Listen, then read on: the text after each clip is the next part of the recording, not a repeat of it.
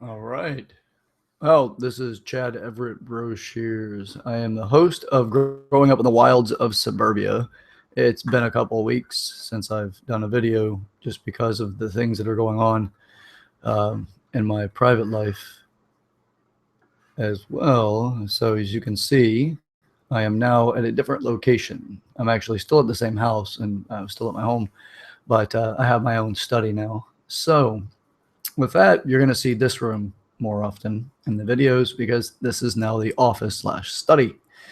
All right. So some of the things that have gone on, we've had my girlfriend and I have had a roommate move out, so now it's us. So this room has now become my study. Ashley now has her yoga studio back, her yoga room, and so we're happy and pleased to be just living here, just us and our wonderful pets and wonderful dogs. So that's been a bit of a transition as well as a promotion at work. I did a video a month and a half ago about being put on probation and now, being promoted and one of the producing individuals in my group. It's an interesting experience for those of you that know the journey, and especially know my journey on this process. You understand what I'm, why I am the way I am. But anyway, okay. So it's been very time consuming adjusting to being, the boss of my location and all of that as well. So, all right. For my department, right? Okay. So moving forward, we've had a lot of things that's happened in the media as far as the developmental side of things. There's just a lot of stuff has happened in the last couple of weeks, personally and on the world basis, not just an individual basis. We've got, there's things going on with ISIS, the Islamic extremist group. There's things going on with everything all over the place. This is nothing new at all. If you, by the way, just by what I mean is it's nothing new. We've always have something going on. It's an interesting thing to know that our potential, our abilities to progress, our abilities to process, our abilities to keep our minds busy. If you consider the work of the organs, brain included, what actually happens 24/7? The heart beats 24/7. The kidneys produce 24/7. The liver is functioning 24/7. Our bodies continuously work, but we're conditioned in such a way to think that it doesn't work that way, or that things need a break or whatever. Especially psychologically, people feel that that there needs to be breaks and downtimes and all the rest of this. The brain won't stop working. You may be in a certain place, like you seek out meditation. Even in meditation, the brain doesn't stop working. I've had people try to teach meditation and they make these statements. Your brain needs to take a rest. Your brain needs to stop working. I apologize. Let me put this on silent. You hear this kind of stuff regularly. See, even in meditation, the brain doesn't stop. It shifts its wavelength. It shifts its function, its method of focus. It shifts the synapses. It shifts the functionality of the brain. It continues to work. It doesn't stop. It's what you spend your time consuming. It's what you spend your time allocating the brain's resources. What you're trained is a brain resource factor. It's a functionality factor for the brain. So when you're trained for something, it's where your mind goes. I will get back to the ISIS thing. I promise this is tied to it. As well as anything else. This is existence. The mind separate from the brain, but yet where does the mind produce itself? Where is the mind? These are the kind of things that I enjoy having conversations with people. Not, oh, did you hear what Becky did? I don't give a rat's ass about what Becky did for the most part, not through the context of how it's being presented.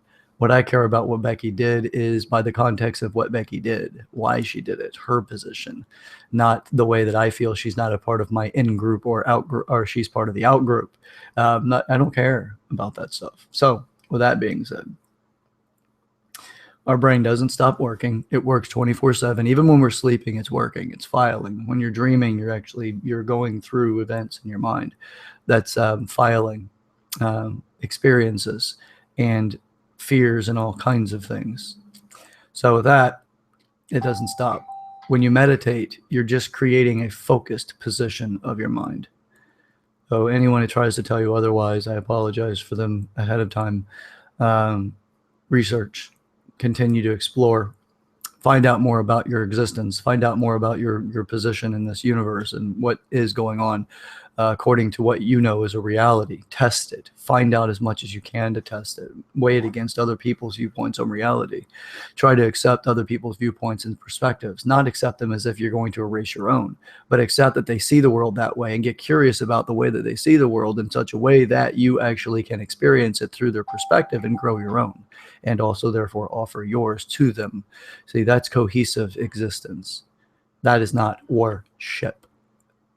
That is not attacking or assaulting another person based off of a differing viewpoint and belief system.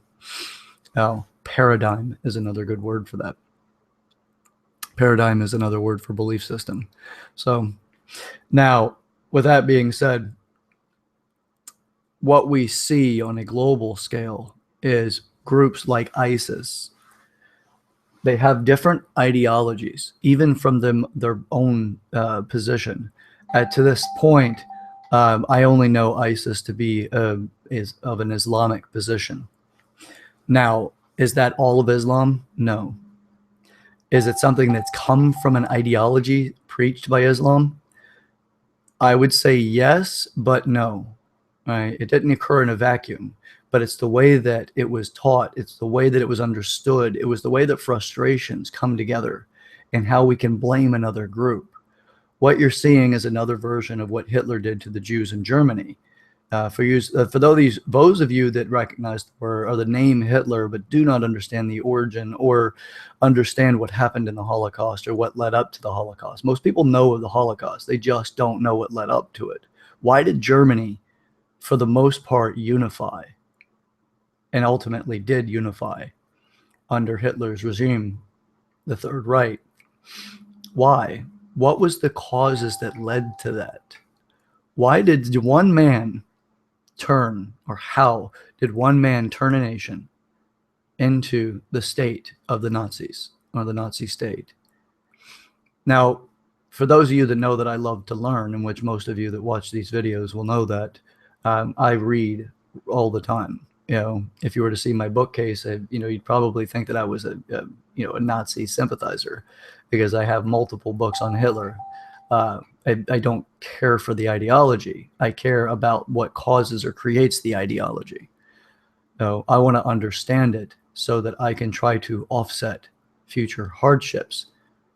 Now, with that, this is a recreation. What's going on is we see the frustrations of the mindset that is bred inside of Islamic viewpoints, and not all of Islam.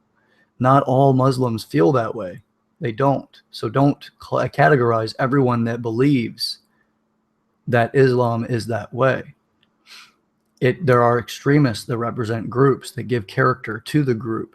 Now, a good deal of those are actually the literalists, the ones that translate the texts and take them literally. And then the ones that do not take it literally are the more moderate, the ones that are a little bit more advanced or more liberal to their belief. Now, they allow for more growth, and rather than taking it dogmatically. Now, for those of you that apparently have to silence my watch as well. So, silenced. All right, so for those of you that think that Islam is the enemy, it is not. Actually, differing belief systems that are dogmatically followed that create in and out groups. Create an in group, you instantaneously create an out group. That's more of an enemy to humanity than a single ideology. So you see that these individuals that are actually occupying their time and their thought processes, that there is a frustration that is not satisfied. It is easy to create and dehumanize a group of people that are not representing your struggles, your challenges, and therefore create an idea that you are chosen. It's one that in Judaism, and the core belief system is that the Jews are the chosen people. What happens whenever we have a group of people that are chosen by a divine deity and they go around telling everyone that they're chosen by a divine deity? It creates piousness. It creates a pretentious position. It creates an idea that I'm not like you, I'm not as good as you, or whatever. How do we treat people that behave that way whenever they don't behave in a unified group thought process, but they behave that way in an individualized position or something you recognize being individual? Somebody walking around going, I'm more wealthy than you. You do deserve to treat me as if I am one of class and you are beneath me. You need to be servant to me. How do you behave towards that mindset in an individual basis, especially in the acute experience when it happens immediately versus if it happening your entire life? You create a special category for that individual, which it develops a stereotype for the individual. And a stereotype has value. It's not that it's completely accurate, but it has value. It didn't occur in a vacuum. But why is the stereotype present? That's an area that I find interest in, not abiding by the stereotype itself. I hear the stereotype and I get curious about its origin. Why is it there? Why does it stay after its origin? So if we have a group of people that say they're the chosen, and that they are they're treated and persecuted because they're not actually being treated as they're chosen, then you have a distension for them. You have a disdain for their position because they're saying they're better than you. Now, you see, it's not directly saying they're better than you in a lot of things, like I'm better than you at running. I'm better than you at saving money. I'm better than you at this or that. It's like, I'm the favorite child and you should treat me in such a way. Now, that creates distance and creates in and out groups. I'm part of the in group because of my bloodline. Now, for those of you that study history, understand that bloodlines are very important in an earlier stage because they created a claim to righteousness. There was a claim to be seized. Now, if we have that in today's society where we actually do have more of a desire for egalitarian positions, which means equality across the board, we have it because democracy stands for, or at least it's supposed to stand for, equality. No man is created unequal, right? All men created equal, that kind of position, right? By the way, France taught us democracy. France and Holland were very crucial in our developing democracy. So we didn't do it because we were, the bastard redheaded stepchild of England, and we even decided to move away because we wanted to go on our own, whatever. And, we had our own conflicts with that, but they supported us and through our development. So, there's something to be said when you attack democracy at that position as well. I don't like your way of life. I don't agree with your way of life. I have a position that I need to get a foot up on, and I will do my own psychological and sociological attack methods in order to get you to involuntarily align in what I want you to do. See, a consequence of the behaviors of what happened in Paris on Friday the 13th and 9/11 in the United States, in New York, is if you create a deviation, a distancing, a treatment method for someone else's ideology, and you want to create another world war, if that be your game plan, which it does seem like it's a possibility with actions, if you watch the actions of the individual and you listen to what the individuals have to say, the representatives of the ideology, then you can start to see what their plan is. Because people love to tell you their truth. You just have to know how to hear their truth, how to decipher what they're stating. So if that be the case, all moderates that are, Islamic moderates, and for those of you like, oh, they're all the same, you're part of the problem. To think that's part of the problem, what I'm talking about. If you wanted to activate and get moderates to become more literalist and extremists, get a situation, a causation to create frustration in their life and have them resort back to the only thing they think is a truth, get them back to a fundamental, more childlike position, is frustration wears us down and it gets us to reduce our ego status to the reptilian, the hindbrain, if you will. It brings you down to the reptilian brain, which gets you more for quick to fight or flight, predominantly more for fight. Because if your frustration is so high, you cannot take flight. You're more to take fight. And the more areas that you're feeling frustrated and suppressed in, the more likely you are to fight and lash out. If that's the case, you do not need an army to create an army. You need enough people to excite frustration and others that align with your ideology but are more liberal in their status of your ideology. How to activate them would be create enough expression, enough compression of their life, enough pressure on them that makes them see the only way out of the frustration is to align with the ones that know how to fight for their freedom. Not realizing that the persons involved and the ones that actually created that in itself were the ones leading their organization, the one that they want, that they may take part of affiliating with. Do you see that whenever you're frustrated and you're highly frustrated, and make this really personal for you to get what I'm talking about, is think of the last time you had just a really frustrating day or a bad day. What kind of way you behaved in that day? Did it take extra effort or attention or focus to get you to behave as other people recognize the way that you'd behave? If you're a nice person and your day had just been coming along and just frustrating and people just coming on to you and hounding you or whatever, like your day just didn't seem to work out for you, stub your toe, you ran out of gas, whatever it is, right? You just had one of those days that just didn't work the way you wanted it to.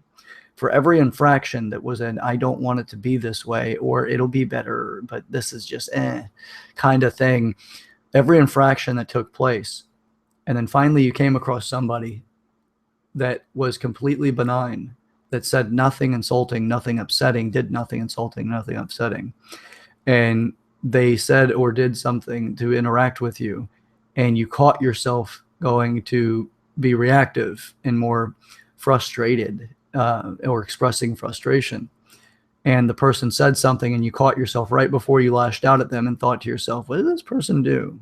Oh my, I'm being a jerk right now. I'm being a real asshole. Stop and you think about it. How much effort did it take to break the pattern? And that be under a one-day situation.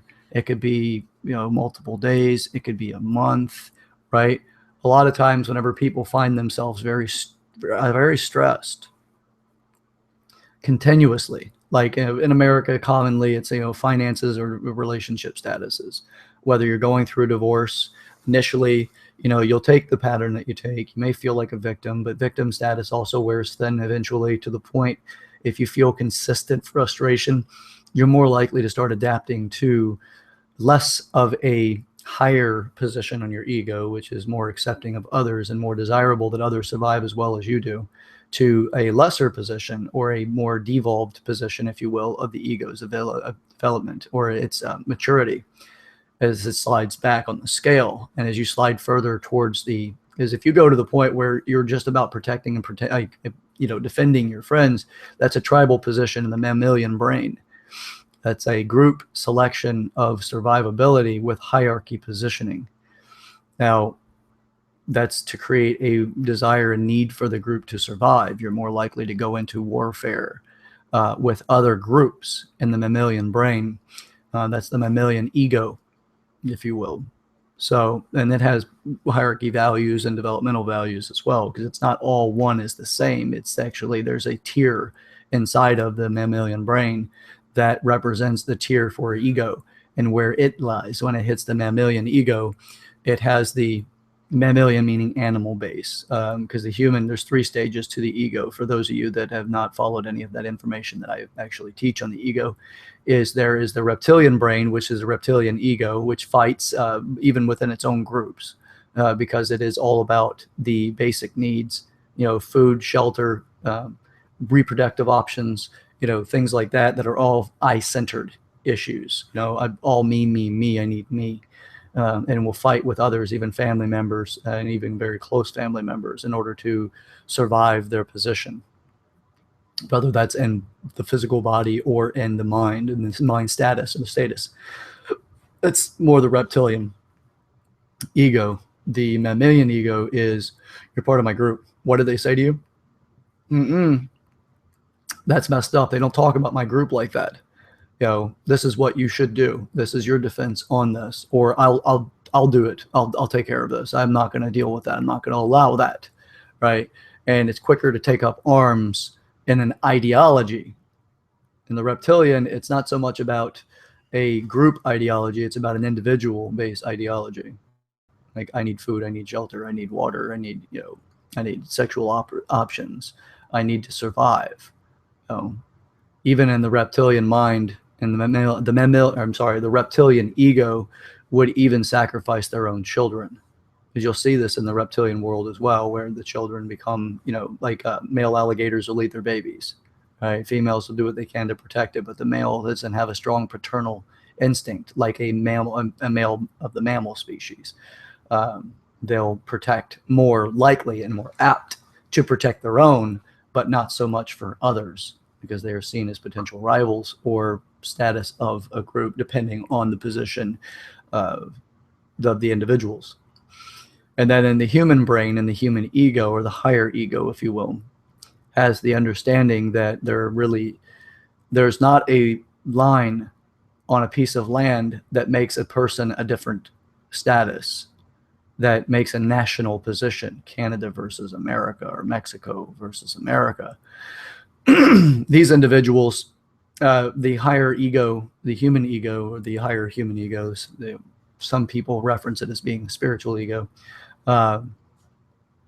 is one that recognizes that we're all the same species, and we also have a responsibility for surviving.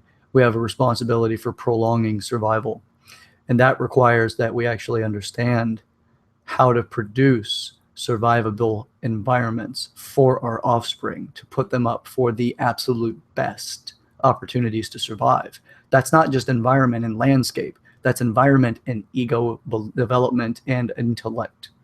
So to the individuals that understand that it's going to take a very strong understanding of long-term survival on the planet, and treating this planet as a way of actually surviving long-term, are the ones that are developing the higher ego, the ones that are actually ascending to the highest portion of the ego. Now, with this being stated, what we're dealing with is we're dealing with a lot of mammalian egos in this rap of fighting and this rash that's taking place currently of outbursts that are terrorist outbursts. I'm telling you how the human being behaves under frustration. The more you're frustrated, the more you're going to revert back to an adolescent stage of your ego, because there's another entire portion there as well. There's the reverting of the evolution of the brain and the ego, which is the reptilian, mammalian, and human brains, because we have three brains, and it's based off of evolution. And if you do any neuro studyings, or if you study the brain in itself, or even if you Google it, you're going to find out that there's actually three parts to the brain, three main parts of evolutionary brain: reptilian, mammalian, and the prefrontal cortex, which is referenced, and what I'm referencing as being the human brain.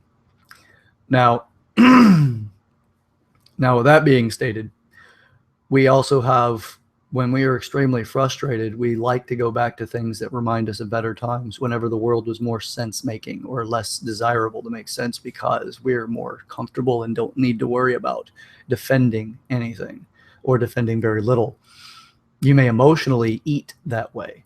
You may eat because the world's frustrating to you, or things aren't going the way that you think that they should go. So maybe your ice cream is more of a comforting agent for you. Or maybe waffles was your thing in the morning as you watched Saturday cartoons, and your father walked by, rubbed your head, stopped for a moment, really appreciated you, told you that they loved you dearly, and then went on to work, right? Or did whatever they did, or sat down and watched it with you, whatever. Life was really pleasant at that time, and it really brought a lot of sense of joy to your life that would cause you to revert, or desire to revert, because You didn't necessarily need to create that moment. Someone else did it for you, and it was easy. It was easy to experience that kind of embrace and love. Now you have to create it for yourself. And it's harder to create it for yourself because you know a lot more.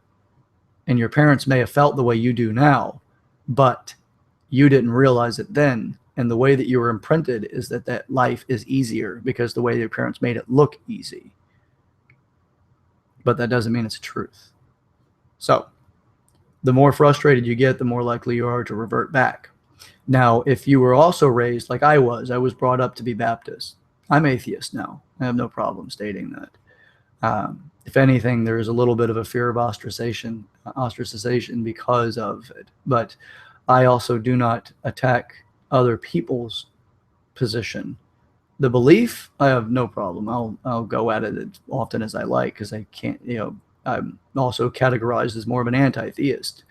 But I'm not really wanting to spend time on that as much as I'm wanting to spend time on giving you reasons why people revert back to and what the intention is by creating more frustration around a particular group of people's ideology or people that are represented by an ideology like Islam is based off of, the teachings in the Quran. Well, if, you can see it in today's media as well, but it's not as obvious and it's not standing in someone's face quite as much. Of Christians with the war on Christmas or the war on Christianity because Starbucks doesn't want to put their standard things on their cup. Oh, it's real.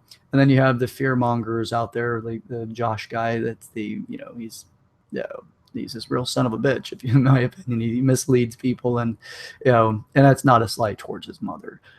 It's just a turn of phrase. He's just. I care not for his actions, and I would rather, do my own preachings against his preachings because he does exactly what the Islamic State, what ISIS does, in the sense that he looks for what he can exploit to gain more followers. So if the frustration values are there, if you suppress someone enough because you do not understand them, but you were told something about them through someone else, you don't know them as a person, but you know of their ideology through someone else's teachings, you're likely to attack that person, but you don't even know them. You don't understand them, but you think you understand their beliefs. So you'll attack them in some way, not directly going up and attacking them like that. You could do verbal slights. You could be unpleasant to them, creating every time you're unpleasant to somebody, you're isolating them in such a way to make them think they've done something wrong.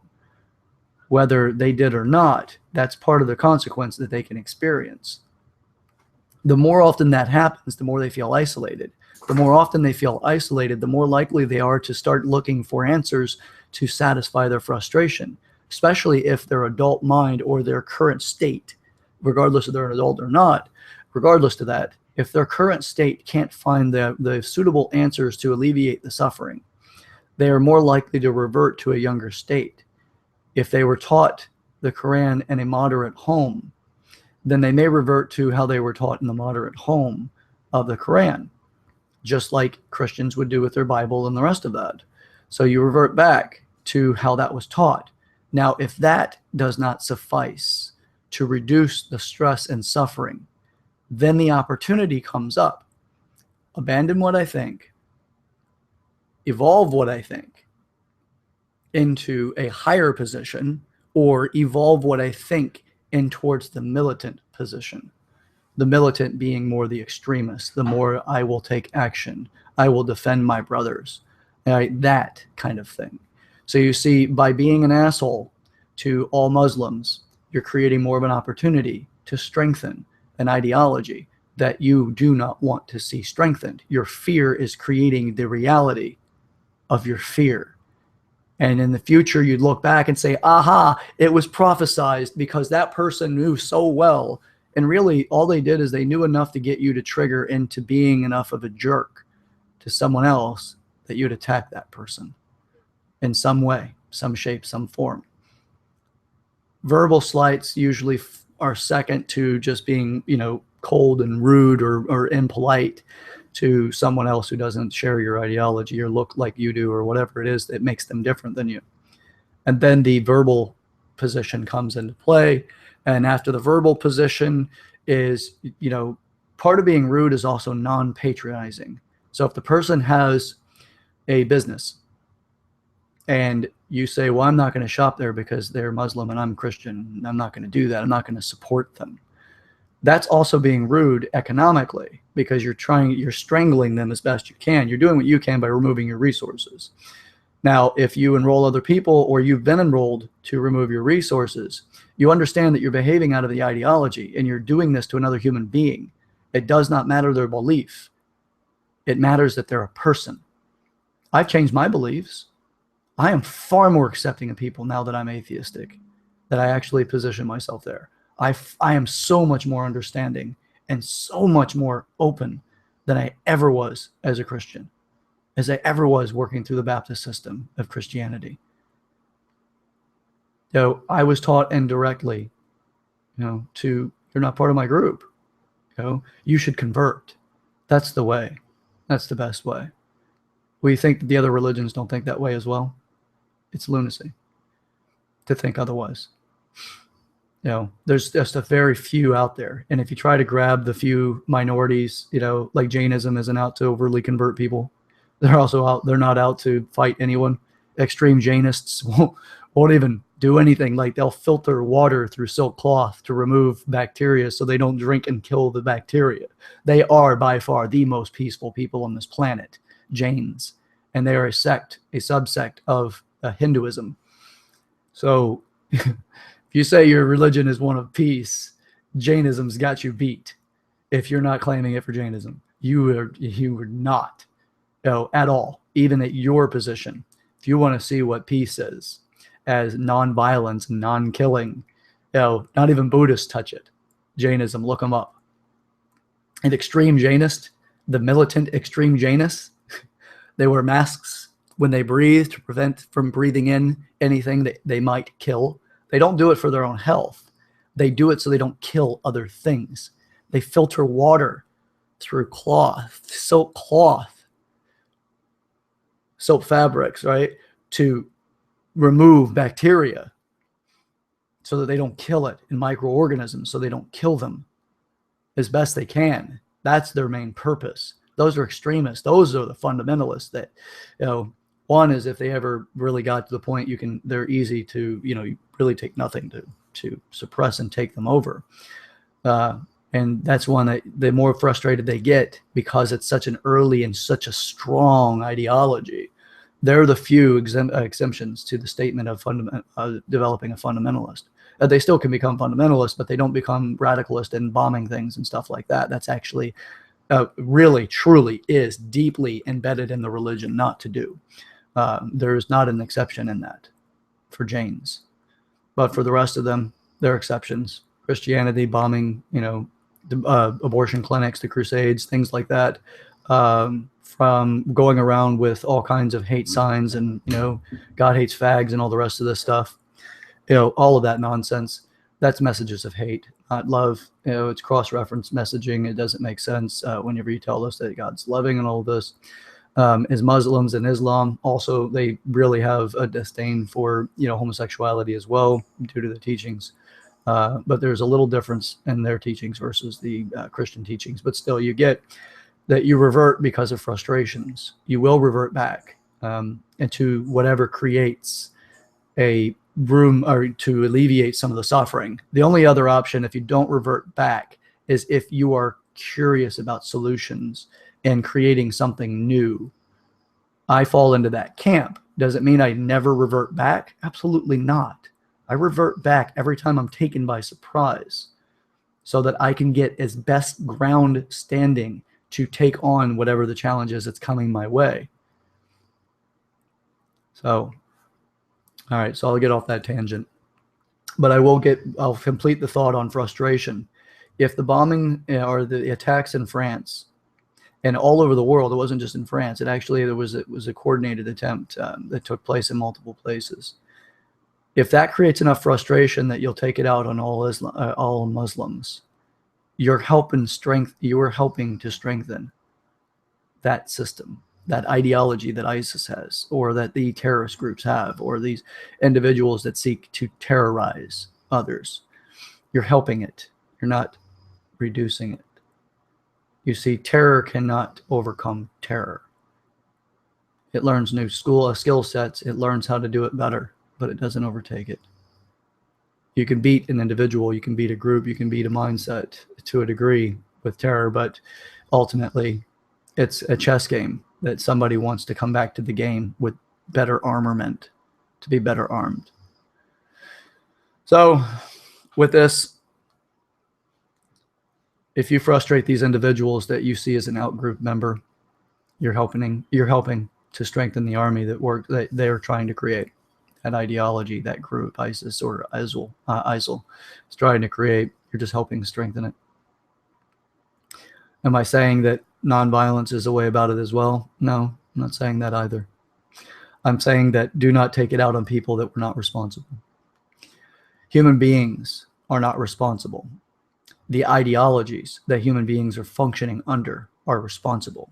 Once you act out of that ideology, being the human being acting out of that ideology, you are now responsible for your actions. That doesn't mean you're condemned for your life by your actions, but it does mean that you're responsible for your actions. There are certain things that people do not let go of easy. Killing a loved one is one that's not let go of easy. Am I saying that you should forgive and let go of that? No, I'm not saying that. I'm saying that it's your opportunity to evolve and adapt and go to overcome that challenge for yourself. Historically and barbarically, we always seek a pound of flesh for any atrocities that's been put onto us by another individual. The more you're enrolled that individual cares not for you, the more likely you are to really seek out and thirst for that pound of flesh. The other individual did it out of ignorance, and you found out that they were doing it out of ignorance, and they themselves found out that it was done out of ignorance, and they themselves have developed themselves and matured outside of that ignorant position. Do you hold them responsible at that point? Do you demand they offer, apologies and some sort of retribution? Or do you find out what bred the person to do such a thing, what brought them into that position, and align with to create a solution so that it doesn't happen to others? For you to extract your pound of flesh in violence or vengeance of a violent nature, you are likely to create more of the same. Well, with this, I hope that it's enlightening. I hope that this does offer an opportunity for development. That's all that I wish that it would do. That's all that I desired for it to do. Am I going to change the world as an individual? It's possible. Einstein's an individual, but he enrolled other people in who he was. I wish to do the same for you, to enroll the world in who you are. That's the way that we'll actually overcome these challenges. Violence is more of the same. So develop yourself. We did not successfully suppress all persecution by overcoming and defeating the Nazis. We did not do that. If you think we did, it's a folly of thought. We beat an army that taught other armies how to behave, including our own. We took technology from the Nazis. We took a lot of technology from the Nazis. A lot. Turbine engines. The jetliners used, the jet engine, that was invented by the Nazis. Rockets, guided missiles was a primitive version.